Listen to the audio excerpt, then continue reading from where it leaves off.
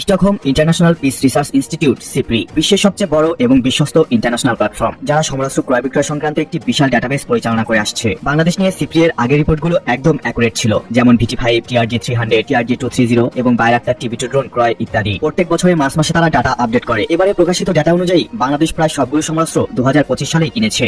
SIPRI এর সদ্য হালনাগাদ ডাটাবেস অনুসারে যেসব তথ্য পাওয়া গেছে তার মধ্যে উল্লেখযোগ্য হলো বাংলাদেশ বিমান বাহিনী তুরস্ক থেকে 6টি T-129 অ্যাটাক হেলিকপ্টার অর্ডার দিয়েছে। একই সাথে 6টি হেলিকপ্টারের জন্য আমেরিকা থেকে 12টি হানিওয়েল LH-TEC CTS 804 এর টার্বোশ্যাফট ইঞ্জিন অর্ডার দেওয়া হয়েছে, অর্থাৎ একটি অ্যাটাক হেলিকপ্টারের জন্য 2টি করে ইঞ্জিন। আপনারা জানেন T-129 অ্যাটাক একটি মাল্টিরোল অ্যাটাক হেলিকপ্টার, যা যেকোনো আবহাওয়ায় দিনরাত সমানভাবে কার্যকর। বাংলাদেশের পার্বত্য অঞ্চলের দুর্গম এলাকায় সন্ত্রাস দমন এবং সীমান্ত নিরাপত্তায় এই হেলিকপ্টারের নজরদারি এবং আক্রমণ করার সক্ষমতা বাংলাদেশ বিমান বাহিনীকে বিশেষ সুবিধা দেবে।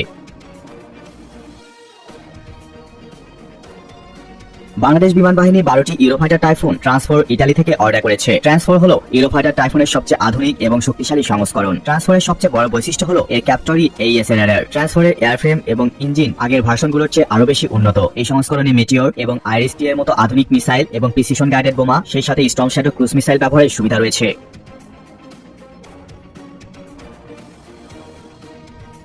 সিপ্রি এর ডাটাবেজে আরো উল্লেখ পাওয়া গেছে যে চীন থেকে অজানা সংখ্যক উইংলন 2 আর্ম ড্রোন অর্ডার করেছে বাংলাদেশ বিমান বাহিনী। উইংলন 2 টানা প্রায় 20 ঘন্টারও বেশি সময় আকাশে টহল করতে সক্ষম এবং 4000 কিলোমিটার পর্যন্ত এর অপারেশনাল রেঞ্জ। একই সঙ্গে মিসাইল ও গাইডেড বোমা বহন করার সক্ষমতা, নজরদারি, গোয়েন্দা তথ্য সংগ্রহ এবং নির্ভুল হামলা চালানোর সক্ষমতা রয়েছে। এটি প্রায় 480 কেজি পর্যন্ত বিভিন্ন ধরনের গাইডেড, আনগাইডেড বোমা এবং মিসাইল বহন করতে সক্ষম।